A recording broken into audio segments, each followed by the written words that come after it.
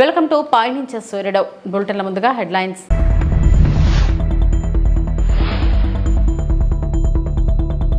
అలుపెరగని శ్రామికుడు చంద్రబాబు పల్లా శ్రీనివాసరావు.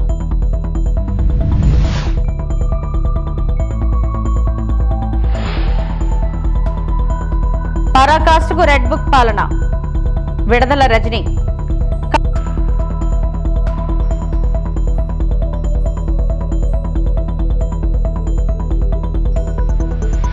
తిరుమల శ్రీవారిని దర్శించుకున్న సినీ నిర్మాత దిల్ రాజు దంపతులు.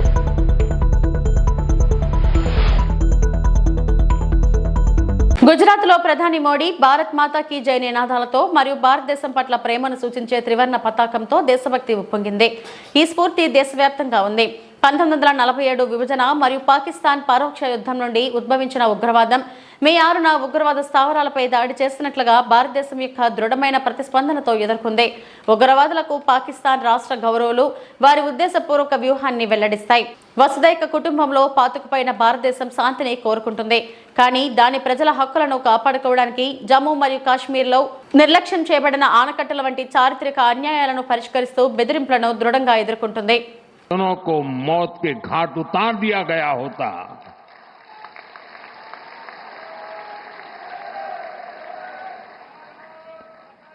और सरदार पटेल की इच्छा थी कि पीओके वापस नहीं आता है तब तक सेना रुकनी नहीं चाहिए, लेकिन सरदार साहब की बात मानी नहीं गई और ये मुजाहिदीन जो लहू चख गए थे वो सिलसिला 75 साल से चला है. पहलगाम में भी उसी का विकृत रूप था. 75 साल तक हम झेलते रहे కడపలో జరుగుతున్న ఈ మహానాడు చరిత్ర సృష్టించబోతుందని టీడీపీ అధినేత ఏపీ ముఖ్యమంత్రి చంద్రబాబు అన్నారు. ఈ మహానాడు దశాదిశ నిర్దేశిస్తుందని తెలిపారు. కడపలో మహానాడు అట్టహాసంగా ప్రారంభమైంది. ఈ సందర్భంగా చంద్రబాబు ప్రసంగించారు. కడప గడ్డపై తొలిసారి మహానాడు ఏర్పాటు చేసుకుంటున్నాం. ఈ మహానాడు చరిత్ర సృష్టిస్తుంది. ఉమ్మడి కడప జిల్లాలో 10కి 7 స్థానాలు గెలిచాం. ఈసారి ఇంకొంచెం కష్టపడి 10కి 10 గెలవాలి. 2024 ఎన్నికల్లో పార్టీ సాధించిన విజయం అసామాన్యం. 93% స్ట్రైక్ రేట్ సాధించి అద్భుత విజయం సాధించాం. పార్టీ ఇంతటి విజయాన్ని సాధించిందంటే పసుపు సైనికులే కారణం. జనసేన బీజేపీతో పొత్తు పెట్టుకున్నాం. ఏమీ ఆశించకుండా పార్టీ జెండా మోస్తున్న కార్యకర్తల వల్లే ఈ విజయం సాధ్యమైందని చంద్రబాబు తెలిపారు. రాయలసీమ ప్రజలు అద్భుత చైతన్యంతో ఈసారి ఇచ్చిన తీర్పును గౌరవిస్తూ వారికి ధన్యవాదాలు తెలపడానికి కడపలో మహానాడు పెట్టాలని నిర్ణయించాం. ఈ మహానాడును మీరు చూస్తే బ్రహ్మాండంగా చేసిన నాయకులకు కార్యకర్తలకు మనస్ఫూర్తిగా అభినందనలు, కృతజ్ఞతలు. 2024 ఎన్నికల్లో పార్టీ సాధించిన విజయం అసామాన్యం. 93% స్ట్రైక్ రేట్, 57% పైన ఓటు షేర్తో కొత్త చరిత్రను సృష్టించాం. ఇది ముమ్మాటికి కారణం పసుపు సైనికులే. ఇక్కడుండే మీ నాయకత్వమే కారణమని మీ అందరికీ విజ్ఞప్తి చేస్తున్నాం. మీరు చేసిన పోరాటాలే నేటి అధికారం, మీ త్యాగాలే నేటి ఈ స్థానం. ఇది కాకుండా సమయానుకూలం మనం ఎప్పటికప్పుడు స్ట్రాటజీ కూడా ఆలోచించినప్పుడు జనసేన బీజేపీ పొత్తు పెట్టుకుని ఎన్డీఏ ఏర్పాటు చేసుకున్నాం. దానివల్ల కూడా ఈరోజు ఈ మహా విజయానికి దోహదం చేశాయని చెప్పి విజ్ఞప్తి చేస్తున్నాం. ఏమీ ఆశించకుండా దశాబ్దాలుగా ప్రతి గ్రామంలో జెండా మోస్తున్న కార్యకర్తల వలనే మనం ఇక్కడున్నాం. నేనే కాదు, ప్రతి ఎమ్మెల్యే, ప్రతి ఎంపీ, ప్రతి మంత్రి గుర్తించుకోవాలి. 43 ఏళ్ల ప్రస్థానంలో దేశంలో ఏ పార్టీ ఎదుర్కొన్నటువంటి సంక్షోభాలు పార్టీ ఎదుర్కొన్నాం. అయితే పార్టీ పని అయిపోయిందని మాట్లాడిన వాళ్ళు వాళ్ళ పని అయిపోయింది తప్ప పార్టీ మాత్రం ఎప్పుడు ఎక్కడ తిరిగి చూడలేదు. తెలుగుదేశం జెండా రెపరెపలాడుతూనే ఉంటుంది. చైతన్య రథం నుంచి వస్తున్న మీకోసం యోగలం వరకు పార్టీ కార్యకర్తల్లో అతి స్ఫూర్తి. పాలన అంటే వేధింపులు, తప్పుడు కేసులని మార్చేసింది గత ప్రభుత్వం. విధ్వంస పాలనతో రాష్ట్రాన్ని సర్వనాశనం చేశారు. ప్రశ్నించిన నాయకులను వెంటాడి ప్రాణాలు తీశారు. అక్రమ కేసులు పెట్టి అరెస్టు చేసి వేధించారు. ఎత్తిన జెండా దించకుండా పోరాటం చేశారే తప్ప వెనకడుగు వేయలేదు. పీక కోస్తుంటే కూడా జై తెలుగుదేశం అంటూ చంద్రయ్య ప్రాణాలు వదిలేశారు. ఆశయ సాధన కోసం రాజీలేని పోరాటాలు చేసిన వారిని ఎప్పటికీ గుర్తుంచుకోవాలి. కార్యకర్తల కష్టానికి గౌరవం, గుర్తింపు ఇచ్చి సంక్షేమం అందిస్తామని ఏపీ సీఎం చంద్రబాబు అన్నారు.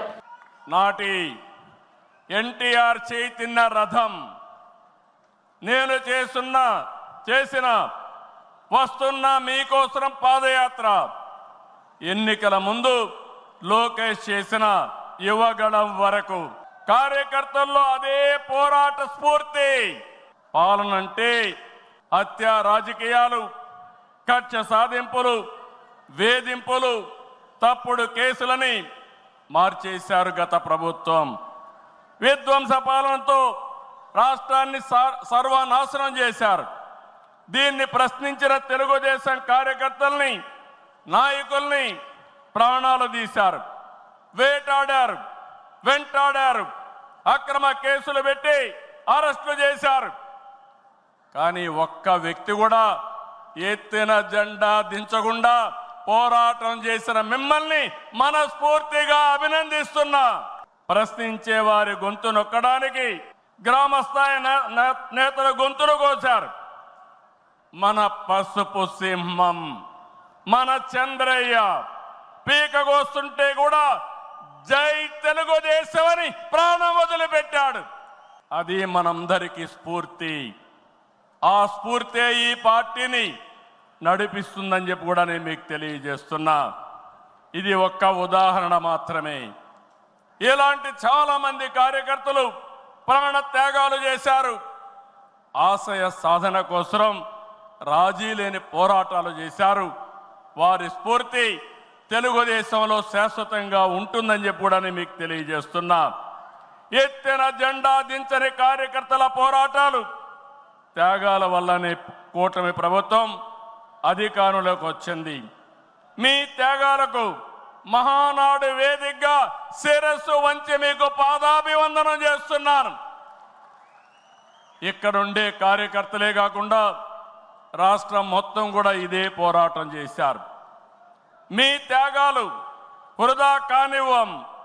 కార్యకర్తల కష్టానికి గౌరవం, గుర్తింపు ఇస్తాం, సంక్షేమం చూపిస్తాం.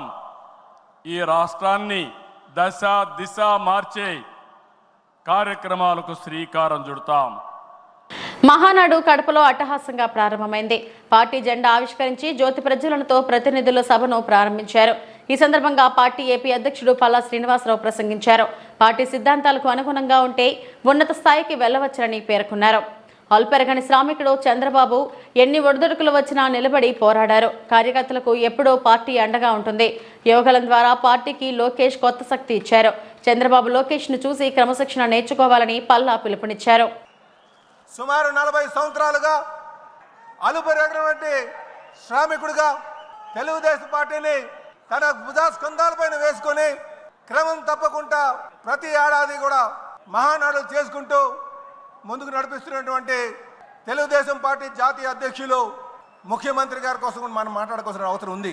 నిజంగా వారు ఎన్ని ఒడిదొడుకులు వచ్చినా, ఎన్ని కష్టాలు వచ్చినా, అలాగే ఎన్ని సంక్షోభాలు వచ్చినా, ఎన్ని నష్టాలు జరిగినా పార్టీని క్రమశిక్షణతో నాయకులకు దిశనిర్దేశిస్తూ గత 40 సంవత్సరాలుగా పార్టీని నడిపిస్తున్నారు. నిజంగా ఈరోజు మనం కమలాపురంలో, సీకేదండి మండలంలో, పబ్బాపురంలో జరుగుతున్నటువంటి ఈ మహానాడు సాక్షిగా మనమందరూ కూడా వారికి అండగా ఉండాలి, వారి అడుగుజాడల్లో నడవాలి, మంచి నాయకులుగా తయారవ్వాలని చెప్పి ఈ సందర్భంగా తెలియజేస్తున్నా. అనేక సంస్కరణలు తీసుకొచ్చి విజన్ 2020 తీసుకొచ్చి ఆ రోజు విజన్ 2020 అంటే ఎగతాళి చేశారు. కానీ 2020కి వచ్చిన తర్వాత ఆ విజనరీ లీడర్ యొక్క ఆలోచనలు ప్రపంచం అంతా కూడా గమనించింది.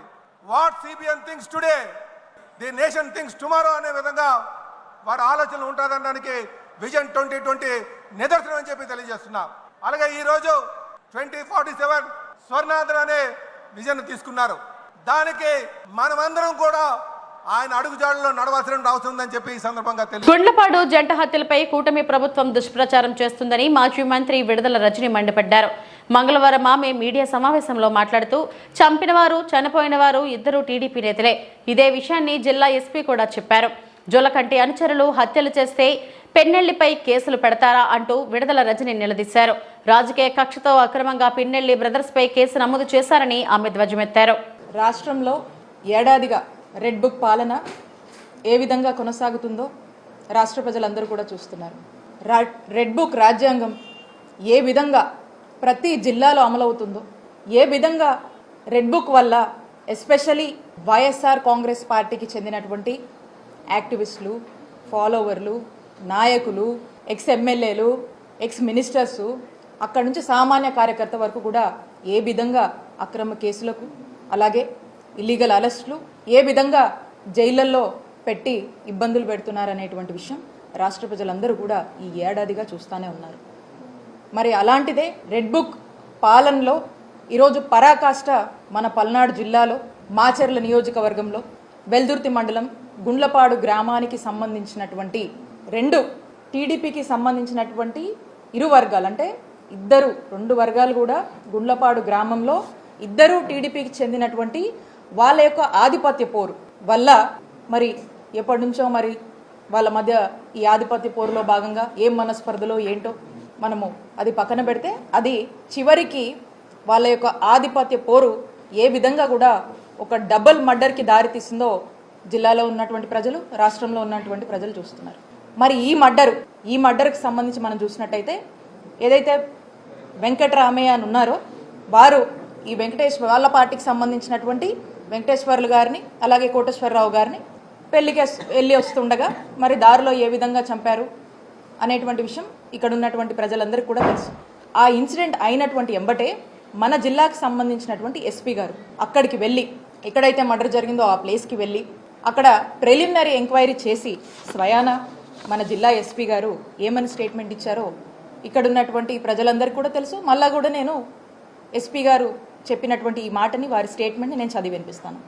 చనిపోయిన వారు మరియు చంపిన వారు ఇద్దరు టీడీపీ పార్టీకి చెందిన వారే అని చెప్పి మన జిల్లా ఎస్పీ గారు ఎంబటే ప్రిలిమినరీ ఎంక్వైరీలో అక్కడికి వెళ్ళి చెప్పడం జరిగింది. అలాగే చనిపోయిన వారికి మరియు తోట చంద్రయ్య కుటుంబానికి ఎటువంటి సంబంధం లేదని చెప్పి, బంధుత్వం లేదని చెప్పి హత్య చేయడానికి గల కారణాలను పరిశీలిస్తున్నట్టుగా మన జిల్లా ఎస్పీ శ్రీనివాస్ గారు చెప్పారని స్పష్టంగా వారి యొక్క స్టేట్మెంటే నేను చెప్తా ఉన్నా. వాడి యొక్క వీడియో బయట కూడా ఉంది, మీరు చెక్ చేసుకోవచ్చు.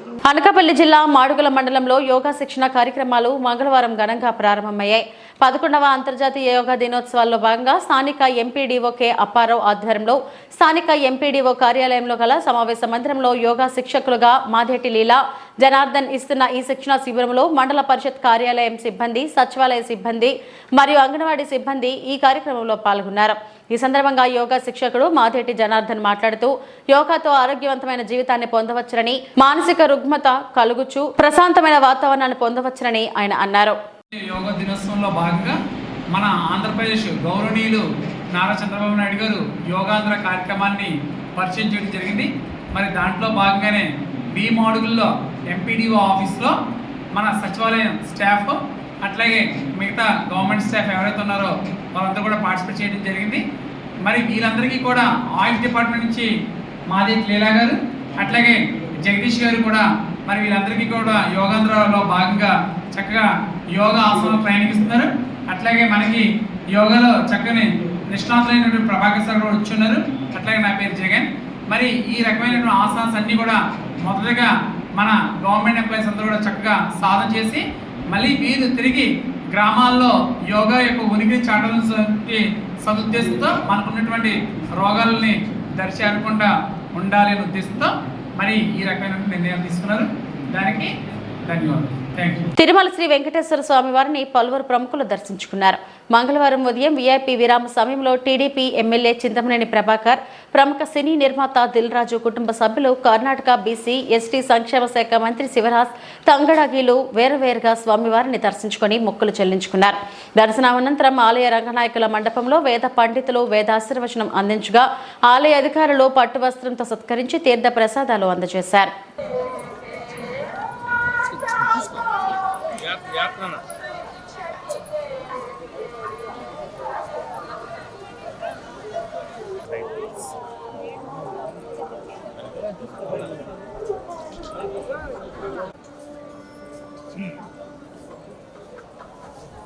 సో ఈరోజు తిరుమల స్వామివారిని దర్శనం చేసుకోవడానికి రావడం జరిగింది.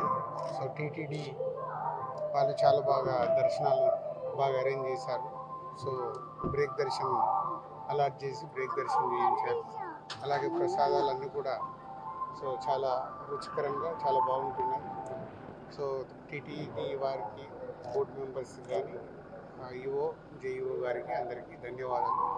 సర్వేజన సుఖనో భవంతు. సో ఎప్పుడు స్వామివారిని దర్శనం చేసుకున్నా సర్వేజన సుఖనో భవంతు అని ప్రార్థన. విశాఖ జిల్లా గాజువాక మండలం హిమాచల్ నగర్ గ్రామ దేవత, పారిశ్రామిక ప్రాంత ఆరాధ దేవత శ్రీ శ్రీ శ్రీ పెంటమాంబ అమ్మవారి ఉత్సవాలు మే 15, 2025 నుండి ప్రారంభమై మే 19, 2025 సోమవారం వరకు వైభవంగా జరిగాయి. అదేవిధంగా శ్రీ శ్రీ శ్రీ పెంటమాంబ అమ్మవారి మారువారం పండుగ ఘనంగా నిర్వహించారు. వేకువజాము నుండే భక్తులు అమ్మవారిని దర్శించుకున్నారు. ప్రతి సంవత్సరం నిర్వహిస్తున్న సాంప్రదాయం ప్రకారం అమ్మవారి మారువారం పండుగ నాడు అనగా సోమవారం మే 26, 2025 మధ్యాహ్నం 12 గంటల నుండి ఆలయం వద్ద సుమారు 3,000కు పైగా భక్తులకు మహా అన్న సమారాధన నిర్వహించారు. ఈ ఏడాది పండుగను ఘనంగా నిర్వహించడమే కాకుండా భక్తులకు అసౌకర్యం కలగకుండా ఏర్పాట్లు చేసిన కమిటీ వారిని భక్తులు మరియు ప్రజలు అభినందించారు. కార్యక్రమంలో ముఖ్య అతిథులుగా మాజీ శాసనసభ్యులు తిప్పల నాగిరెడ్డి, 59వ వార్డు కార్పొరేటర్ శ్రీ పుర్రే పూర్ణశ్రీ, సురేష్ యాదవ్ తదితరులు పాల్గొన్నారు. ఈరోజు 59వ వార్డు జీవీఎంసీ హిమాచల్ నగర్ గ్రామ దేవత శ్రీ శ్రీ శ్రీ పెంటమాంబ అమ్మవారు 43వ వార్షికోత్సవ పండుగ మహోత్సవాలు మొన్న ఈ నెల 15వ తేదీ నుంచి 19వ తేదీ వరకు 5 రోజులు ఘనంగా నిర్వహించాము. 19వ రోజు డ్యాన్స్ కార్యక్రమాలు, బిందెల డ్యాన్స్, కోలాటాలు, ఇతరత్ర సాంస్కృతిక కార్యక్రమాలన్నీ ఎంతో అలరించాయి. భారీగా భక్తులు వచ్చి అమ్మవారి దర్శనం చేసుకున్నారు. ఈ అమ్మవారు ఇక్కడ సత్యంగా స్వయంభూగా వెలిశారు. ఈ కాలనీ మొత్తానికి మొట్టమొదటిసారిగా వెలిసినటువంటి దేవత శ్రీ పెంటమాంబ అమ్మవారు. ఈ ప్రాంతంలో గతంలో చూస్తే ఇప్పుడున్నంత రోడ్లు అవి ఉండేవి కాదు. కంచి చెట్లు, తుప్పలు, మర్రి చెట్లు, తాడి చెట్లు అన్నీ కూడా ఉండేవి. చాలా చిన్న రోడ్డు ఉండేది. 9వ వార్డులో ఎప్పుడో వెలిసిన వీళ్ళ నాన్నగారు శైలి గారి టైంలో మేము చిన్న పిల్లలమే ఆ టైంలో వెలిసిన గుడి పెంటమాంబ గుడి. హైవే పెద్దదైనా సరే గుడిని అలా ఉంచి జాగ్రత్తగా మేము కాపాడుకుంటూ చేస్తున్నాం. ఈ గుడిలో అన్నసంతర్పణ ఈ ప్రోగ్రాం చేయడం మొన్న ఊరేగింపులు బ్రహ్మాండంగా నడిపారు. ఈవేళ గ్రామంలో మాకు అందరూ కూడా ఇంతకుముందు అంటే 500, 1000 అందరూ కూడా డొనేషన్లు వేసేవారు. మాకు ముఖ్యంగా డోన దొరికాడు లక్కీగా. నరేంద్ర రాజు గారు వారు చేసే వ్యాపారంలో కొంత పర్సెంట్ ఈ గుళ్ళకే వార్డులోని అన్ని గుళ్ళు కూడా మ్యాక్సిమం డొనేట్ చేస్తున్నాడు. మేము మంచి ప్రోగ్రాం పెట్టాం. మొన్న పండుగ రుద్రూరులో అంగరంగ వైభవంగా శ్రీ రామలింగ చౌడేశ్వరి మాత కళ్యాణ వేడుకలు.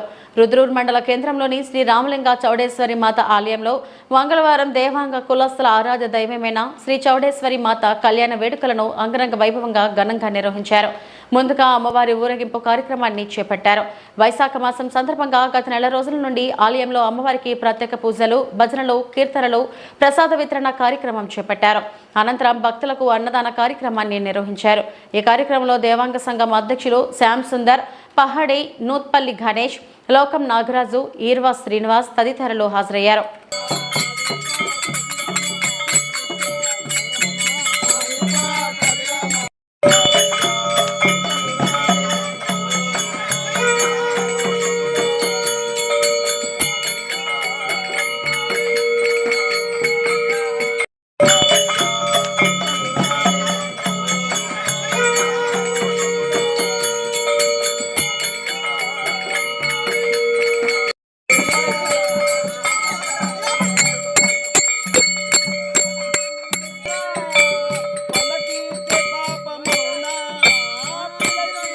తిరుపతి జిల్లా ఎస్పీ శ్రీ హర్షవర్ధన్ రాజు మరియు అదనపు ఎస్పీ రవి మనోహర్ ఆచారి ఆదేశాల మేరకు అలాగే శ్రీకాళహస్తి డిఎస్సి నరసింహమూర్తి పర్యవేక్షణలో Srikalahasti 2 town police station inspector D నాగార్జునరెడ్డికి వచ్చిన గంజాయి రవాణా సంబంధిత సమాచారం ఆధారంగా ముఠాను అదుపులోకి తీసుకున్నారు.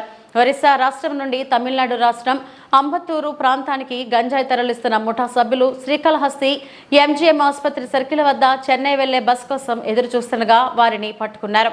సోలాపురం, అంబత్తూరు, చెన్నై వారి వద్ద నుండి 13 కిలోల గంజాయి స్వాధీనం చేసుకుని సంబంధిత సెక్షన్ల కింద కేసు నమోదు చేయబడింది. విచారణలో అరెస్టు చేసిన ముద్దాయిలపై తమిళనాడులో పలు క్రిమినల్ కేసులు ఉన్నట్లు గుర్తించబడింది. పారిపోయిన మరో 2 నిందితులు పట్టుకునే దిశగా ప్రత్యేక బృందం ఏర్పాటు చేయబడింది. ఈ కేసులో ప్రత్యేక శ్రద్ధ కనపరిచిన శ్రీకాళహస్తి 2 టౌన్ పోలీస్ స్టేషన్ కి చెందిన ఇన్స్పెక్టర్ డి నాగార్జునరెడ్డిని, ఎస్ఐ శ్రీ పార్థసారథిని, అలాగే సిబ్బంది బాలకృష్ణ, శ్రీనివాసులు, సుబ్రహ్మణ్యం, హర్షవర్ధన్ రాజులని అభినందించారు. మొత్తం రాష్ట్ర వ్యాప్తంగా పోలీస్ యంత్రాంగం గంజాయి ఇతరత్ర మత్తు పదార్థాల మీద ప్రత్యేకంగా దృష్టి పెట్టడం జరిగింది. అందులో భాగంగా కాళహస్తి సబ్ డివిజన్లో మేము కూడా గంజాయి మత్తు పదార్థాల మీద సరఫరా చేసేవారి మీద అమ్మే వాళ్ళ మీద ప్రోత్సహించే వారి మీద ప్రత్యేక నిఘా పెట్టడం జరిగింది. అందులో భాగంగా మా 2 టౌన్ ఇన్స్పెక్టర్ నాగార్జునరెడ్డి వారికి క్రెడిబుల్ ఇన్ఫర్మేషన్, అంటే వీళ్ళు పలానా చోట ఉన్నారు అని చెప్పేసి ఇన్ఫర్మేషన్ రావడంతో మా ఇన్స్పెక్టర్ గారు వారి సిబ్బంది ఎంజిఎం హాస్పిటల్ దగ్గర సర్ప్రైజ్ చేయగా అక్కడ గంజాయి ప్యాకెట్లతో సంచరిస్తున్న 3 అదుపులోకి తీసుకోవడం జరిగింది.